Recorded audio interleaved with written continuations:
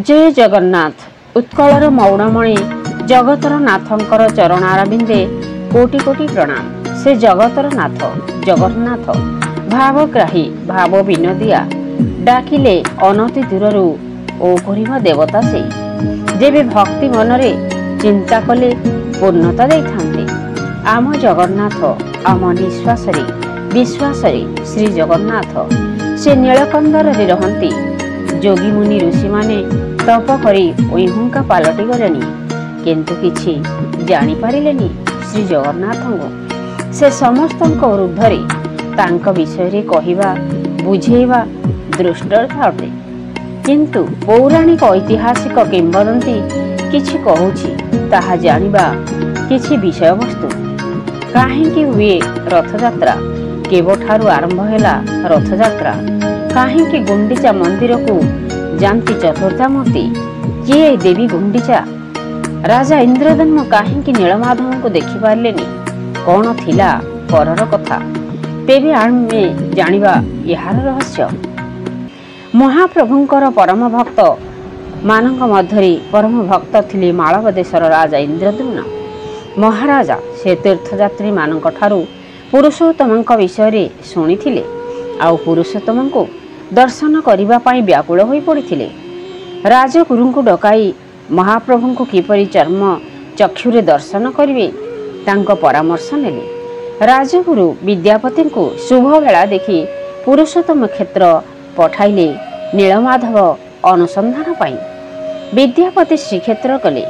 नीलाचल क्षेत्र रे विश्वावसुଙ୍କୁ दर्शन करी प्रणिपात कले। सबर राजा विद्यापतिଙ୍କୁ आसीबा कारण पचारिले। विद्यापति महाराजଙ୍କ कथा जणाइले। सबर राजा चिंतित हेले। ब्राह्मण को नीलमाधव दर्शन कले नीलमाधवर गोपन परिप्रकाश हेब तेबे अभिशाप पड़ी पारे। विद्यापति विश्वावसुଙ୍କ घरे रहिले। नीलमाधव अनुसंधान रे विश्वावसु प्रतिदिन महाप्रसाद भोग आणंती। ताहा विद्यापति खाइले। दिव्य प्रसाद पचारिले केउठारु आनिछंती। आश्चर्य हेले। विश्वावसु झियो ललितांक सह प्रेम होई विवाह कले। परे विश्वावसु विद्यापति को अंध पटुली बांधी नीलमाधव दर्शन पाई नहीं गले। ललिता चतुरता सह किछि सोरिष विद्यापति को देई थाए। बाटरे पकाई रास्ता जानिबा उद्देश्य रे आउ नीलमाधवଙ୍କ पाखे पहुंची पारिबे। विद्यापति नीलमाधव दर्शन कले। नीलमाधवଙ୍କର आज्ञामाଳ पाइले। ସେହି आज्ञामाଳ धरी इंद्रद्युम्न पाखरे पहुंची सब घटना मान कहिले। ଏହା ଶୁଣି इंद्रद्युम्न सैन्य सामंत धरी नीलमाधव को आनिबा पई बाहरी गले। उत्कल रे पहुंचिले। सेठारे शुणिले नीलमाधव आउ सेठारे नाहांती। अंतर्ध्यान होई गले। ଏହା ଶୁଣି राजा बहुत मर्माहत होई पड़िले। राजा गुरु को आदेश रे नीलांचल शिखर देश रे नृसिंह दर्शन कले। आउ सेठारे अश्वमेध यज्ञ कले। यज्ञर सप्तम दिन रे स्वप्न रे चतुर्था मूर्ति दर्शन कले। समुद्र कूल रे महादारुर संधान मिलिला। आउ धूप दीप पूजा वंदापना करी अलंकार मंडन करी दारु को आनिले। गुंडीचा मंदिर रे रखिले। हेले मूर्ति किए गढ़िब चारिआडे खबर गला। कारीगर आसिले हातुड़ी धरी। समस्तंक हातुड़ी भंगी गला। किए छुई पारिले नाही दारु को। राजा चिंतित।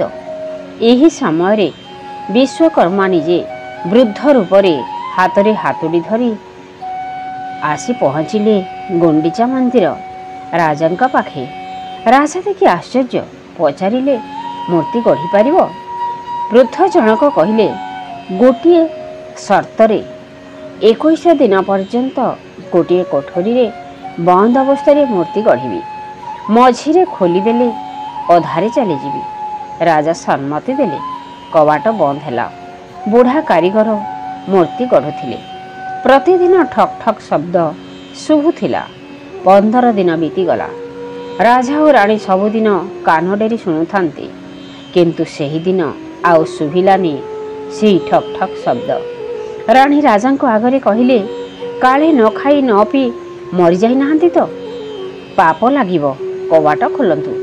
ରାଜାଙ୍କ ଇଚ୍ଛା ନଥିଲା, କିନ୍ତୁ ରାଣୀଙ୍କ ଅନୁରୋଧ ସତ୍ତ୍ୱେ କବାଟ ଖୋଲିଲେ।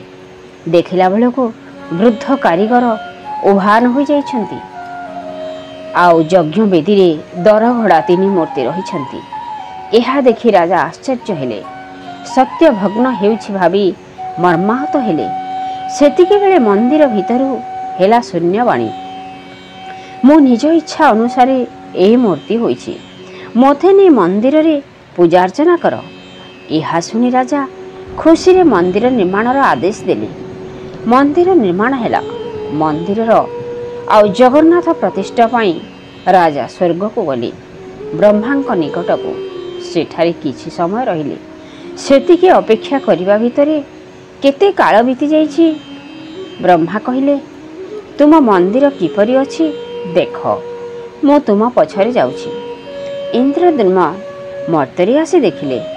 ଦେଖିଲା ବେଳକୁ ଗାଲ ମାଧବ ରାଜା ମନ୍ଦିର ଅଧିକାର କରି ଦେବତାଙ୍କୁ ପୂଜା କରୁଛନ୍ତି। ଇନ୍ଦ୍ରଦ୍ୟୁମ୍ନ ଆଉ ଗାଲ ମାଧବଙ୍କ ମଧ୍ୟରେ ଯୁଦ୍ଧ ହେଲା। ଇନ୍ଦ୍ରଦ୍ୟୁମ୍ନ ଜିତିଲେ। ବ୍ରହ୍ମା ଆସି କହିଲେ, ଏହି ମନ୍ଦିର ଇନ୍ଦ୍ରଦ୍ୟୁମ୍ନ ତିଆରି କରିଛନ୍ତି। ଏହି ମନ୍ଦିର ବାଲିରେ ପୋତି ହୋଇଗଲା। ଗାଲମାଧବଙ୍କ ଘୋଡ଼ାର ଖୁରା ବାଜି ମନ୍ଦିର ଚୂଳ ଜଣାପଡ଼ିଥିଲା, ଆଉ ମନ୍ଦିର ଖୋଳିଥିଲେ ଗାଲମାଧବ। ପର ମୁହୂର୍ତ୍ତରେ ଇନ୍ଦ୍ରଦ୍ୟୁମ୍ନଙ୍କୁ ସାହାଯ୍ୟ କଲେ ଗାଲମାଧବ। ବ୍ରହ୍ମା ଦେବତାମାନଙ୍କ ସହ ମହୋଦଧି କୂଳରେ ଅବତୀର୍ଣ୍ଣ କଲେ। ସେହି ଦିନଠାରୁ ସମୁଦ୍ରର ଦକ୍ଷିଣ ଦ୍ୱାର ସ୍ୱର୍ଗଦ୍ୱାର ନାମରେ ନାମିତ ହେଲା। ମହାରାଜା ବ୍ରହ୍ମାଦେବଙ୍କ ଆସିବା ଜାଣି ଖୁସି ହେଲେ। ମନ୍ଦିରକୁ ନେଇ ଦକ୍ଷିଣ ଦିଗରେ ବ୍ରହ୍ମା ଆସନ ପାତି ବସିଲେ। ସେହି ଦିନଠାରୁ ସେହି ସ୍ଥାନ ବ୍ରହ୍ମାକୋଣ ନାମରେ ନାମିତ ହୋଇ ମୁକ୍ତିମଣ୍ଡପ ହୋଇଅଛି। ଅଦ୍ୟାବଧି ସବୁ ଦେବତା ପ୍ରତିଷ୍ଠାରେ ସାହାଯ୍ୟ କଲେ, ନିଜକୁ ଧନ୍ୟ ମଣିଲେ। ବୈଶାଖ ମାସ ଶୁକ୍ଳପକ୍ଷ ସପ୍ତମୀ ତିଥି ମହାପ୍ରଭୁଙ୍କ ମହାସମାରୋହରେ ରତ୍ନବେଦୀକୁ ଆଣିଲେ। ମନ୍ଦିର ପ୍ରତିଷ୍ଠା ହେଲା। ସେହି ଦିନଟିକୁ ନୀଳାଦ୍ରି ମହୋଦୟ ନାମରେ ନାମିତ ହେଲା। ବ୍ରହ୍ମା ପ୍ରତିଷ୍ଠା କଲାପରେ ମହାପ୍ରଭୁଙ୍କର ତେଜମୟ ହୋଇ ଉଠିଲେ। ଏହି ସମୟରେ ଇନ୍ଦ୍ରଦ୍ୟୁମ୍ନ ପ୍ରାର୍ଥନା କଲେ। ତାଙ୍କ ଉପରେ ପ୍ରଭୁ ସନ୍ତୁଷ୍ଟ ହୋଇ ତାଙ୍କୁ ବର ଯାଚିଲେ। ରାଜା, ତୁମ ଭକ୍ତିରେ ମୁଁ ସନ୍ତୁଷ୍ଟ, କ'ଣ ବର ମାଗୁଛ ମାଗ। ରାଜା କହିଲେ, ପ୍ରଭୁ, ତୁମ ଦର୍ଶନ କରି ମୋ କୋଟି ଜନ୍ମର ପୁଣ୍ୟ ଲାଭ କରିଛି। ଆପଣ ଯଦି ମୋ ଉପରେ ଦୟା ଅଛନ୍ତି, ଏହି ବର ଦିଅନ୍ତୁ ଯେ ଭବିଷ୍ୟତରେ କେବେ ମନ୍ଦିର ଭାଙ୍ଗିଲେ କି କେଉଁ ଅଘଟଣ ଘଟିଲେ ବି ଆପଣ ନୀଳାଚଳ ଛାଡ଼ି ଚାଲିଯିବେ ନାହିଁ। ଆଉ କ'ଣ ମାଗୁଛ ମାଗ। ରାଜା ଏହା ଶୁଣି କହିଲେ, ହେ ପ୍ରଭୁ, ମୋତେ ଏହି ବର ଦିଅନ୍ତୁ ଯେ ମୋ ବଂଶରେ କେହି ନ ରୁହନ୍ତୁ।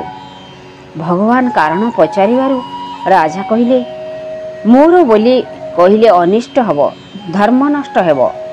ଆମ ମନ୍ଦିର ତିଆରି କରିଛୁ, ଆମେ କରିଛୁ କହିଲେ, ଆଉ ମୋ ପୂର୍ବପୁରୁଷ ତିଆରି କରିଛନ୍ତି କହି କେହି ହେଲେ ନ କୁହନ୍ତୁ। ଏହା କହିଲେ ଅପରାଧ ହେବ, ଧର୍ମହାନି ହେବ। ମହାପ୍ରଭୁ ଅସ୍ତୁ କଲେ। ଏହା ଶୁଣି କିଛି ଦୂରରେ ରାଣୀ ଗୁଣ୍ଡିଚା ଦେବୀ ସବୁ ଶୁଣୁଥିଲେ। କହିଲେ, ମୋ ପାଇଁ ବଡ଼ ନିଷ୍ଠୁର ହେଲ ପ୍ରଭୁ। ରାଣୀ କହିଲେ, ପ୍ରଭୁ, ମୋ ପାଇଁ ତୁମେ ଶ୍ରୀମନ୍ଦିର ରତ୍ନସିଂହାସନ ଛାଡ଼ି 7 ଦିନ ପାଇଁ ଆସି ତୁମ ଜନ୍ମସ୍ଥାନ ମଣ୍ଡନ କରିବ। ଆସିବ ଦିନ, ଯିବ ଦିନେ, ରହିବ 7 ଦିନ। ଏପରି 9 ଦିନାତ୍ମକ ଯାତ୍ରା ହେବ। କେତେ ସାଧୁସନ୍ଥ, କେତେ ଭକ୍ତ ପାପ ତାପ ହରିବେ ତୁମକୁ କୁଳାଗ୍ରତ କରି। ପ୍ରଭୁ ମୋ ହାତ ରନ୍ଧା ଖାଇ ବାଲ୍ୟଲୀଳା କରି ଯିବେ। ଭକ୍ତ ଭଗବାନଙ୍କର ହେବ ମହାମିଳନ। ମହାପ୍ରଭୁ କହିଲେ, ଏହି ମୋର ଜନ୍ମ, ଆପଣ ମୋର ମାତା। ମୁଁ ଶ୍ରୀମନ୍ଦିରରୁ ଆସିବି, ବାଟରେ ଭକ୍ତଙ୍କ ସହ ମିଶିବି। ରାଣୀ ନାମାନୁସାରେ ନାମିତ ହେଲା ସେହି ଶ୍ରୀଗୁଣ୍ଡିଚା ଯାତ୍ରା। ଏହା ଶୁଣି ରାଜା ରାଣୀ ଆନନ୍ଦିତ ହେଲେ। ଶଙ୍ଖ ହୁଳହୁଳି ବାଦ୍ୟ ନାଦରେ କମ୍ପି ଉଠିଲା ମନ୍ଦିର। ସେହି ଦିନଠାରୁ 3 ଭାଇ ଭଉଣୀ ସୁଦର୍ଶନ ସହ ଚତୁର୍ଦ୍ଧାମୂରତି जन्मस्थान को आसंती गुंडीचा मंदिर मातांक पाखकु मातांक हाथ रंधा पोड़ पिठा खाई महा आनंदरे नवदिनात्मक यात्रा करी आज पर्यंत हेउछि सेही यात्रा आओ हेउथिबो मध्य इंद्रदेवଙ୍କ लागि आज सचराचर लोक चर्म चक्षुरे स्वयं जगन्नाथ दर्शन करि पारुछंती पाप मोचन करुछंती कली जुगरे दारु रूपरे विराजित प्रभु कालिया शांत कालियांक समर्पण हुओ मुक्ति पाओ जय जगन्नाथ।